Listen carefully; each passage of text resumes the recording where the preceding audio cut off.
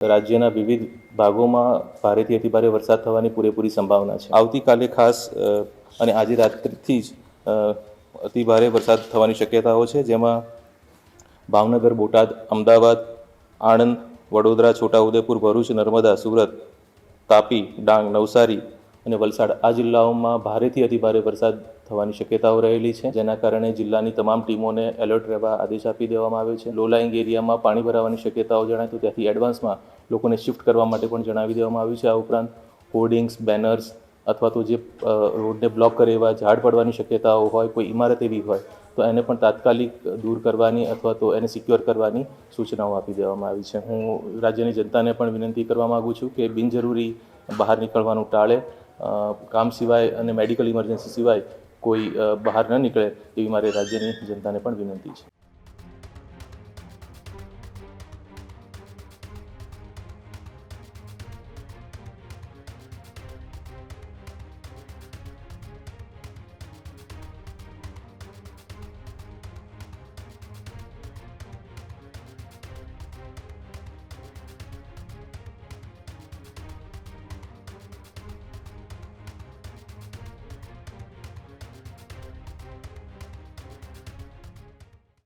जुलाई 2 August सुधी भारे वरसादनी आगाही व्यक्त करवामां आवी छे। गुजरातमां 31 जुलाई 2 ऑगस्ट सुधी हाई एलर्ट जाहेर करवामां आव्युं छे, जेमां आश्रय स्थानों में भोजन, पाणी अने तबीबी सुविधानी व्यवस्था पण करवामां आवशे। 13 जिल्लाना कलेक्टरो साथे विडियो कॉन्फरन्स योजवामां आवी हती। भारेथी अति भारे वरसादने लईने राज्य सरकार एलर्ट मोडमां जोवा मळी रही छे, जेमां अधिक मुख्य सचिव डॉक्टर जयंती रविनी अध्यक्षतामां समीक्षा बैठक योजवामां आवी। 13 जिल्लाना कलेक्टरो साथे विडियो कॉन्फरन्स योजवामां आवी। तमाम संबंधित अधिकारीओने रजाओ जाहेर करवामां आवी। तत्कालिक असरथी रजाओ पण रद करवामां आवी। दरेक जिल्लामां 24 कलाक कंट्रोल रूम कार्यरत राखवाना आदेश पण आपवामां आव्या। एनडीआरएफ अने एसडीआरएफनी टीमोने तैनात राखवा माटे तंत्र द्वारा सूचना पण आपवामां आवी। जरूर पड़शे तो आर्मी, नेवी अने एरफोर्स पण स्टेन्ड बाय पर जोवा मळशे। નીચાણવાળા વિસ્તારોમાં લોકોને તાત્કાલિક સ્થળાંતર કરવા માટે પણ તંત્ર દ્વારા સૂચના આપવામાં આવી। આશ્રય સ્થાનોમાં ભોજન, પાણી અને તબીબી સુવિધાની વ્યવસ્થા પણ કરવામાં આવશે। જર્જરિત ઇમારતો સામે સાવચેતી રાખવા માટે તંત્રને સૂચના આપવામાં આવી। શાળા અને આંગણવાડીમાં રજાનો નિર્ણય પણ કલેક્ટરો દ્વારા લેવામાં આવશે। ભારે વરસાદને લઈને સમગ્ર સરકારી તંત્ર એલર્ટ મોડમાં જોવા મળી રહ્યું છે। નાગરિકોને જરૂરી કામ સિવાય બહાર ન નીકળવા માટે પણ તંત્ર દ્વારા અપીલ કરવામાં આવી। राहत कमिश्नर गौरंग मकवाणानी राज्यवासीओने खास अपील करवामां आवी। भारे वरसाद सामे वहीवटी तंत्रनी पूर्व तैयारीओ पूर्ण करवामां आवी, जेमां संवेदनशील विस्तारोमां खास नजर राखवा माटे सूचना आपवामां आवी। मीडिया मार्फते सचोट माहिती पहोंचाडवा माटे पण कलेक्टरोने निर्देश करवामां आव्या।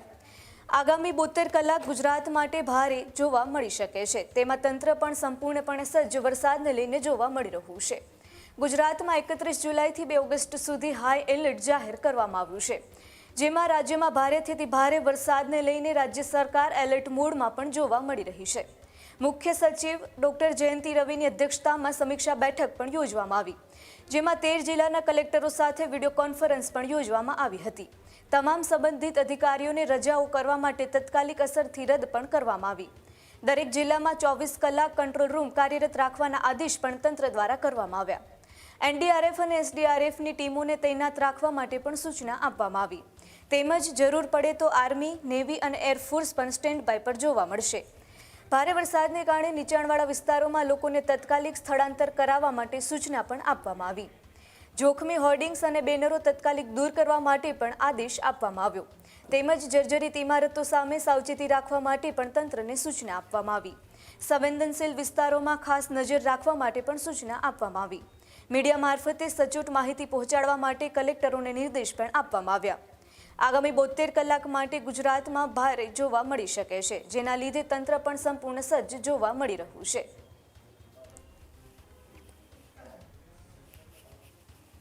बे ऑफ बेंगालमां उद्भवेલું ડીપ ડિપ્રેશન ધીરે ધીરે છત્તીસગઢ, મધ્યપ્રદેશ ક્રોસ કરી અને ગુજરાત તરફ આવી રહ્યું છે, જેના કારણે રાજ્યના વિવિધ ભાગોમાં ભારેથી અતિભારે વરસાદ થવાની પૂરેપૂરી સંભાવના છે। હાલની સ્થિતિએ હવામાન ખાતા તરફથી જે વિગતો આપવામાં આવી છે એ મુજબ 30 તારીખે એટલે આજના દિવસે વડોદરા, છોટાઉદેપુર, નર્મદા, સુરત, તાપી, નવસારી, ડાંગ અને વલસાડમાં છૂટાછવાયા સ્થળોએ ભારેથી અતિભારે વરસાદની આગાહી છે। ભરૂચ, આણંદ, ખેડા, પંચમહાલ, મહીસાગર અને દાહોદ આ સ્થળોએ છૂટાછવાયા સ્થળોએ ભારે વરસાદની આગાહી છે અને રાજ્યના અન્ય વિસ્તારોમાં એ ગ્રીન ઝોનમાં છે, એટલે ત્યાં કોઈ વોર્નિંગ નથી, પરંતુ ત્યાં પણ વરસાદ થવાની સંભાવના છે.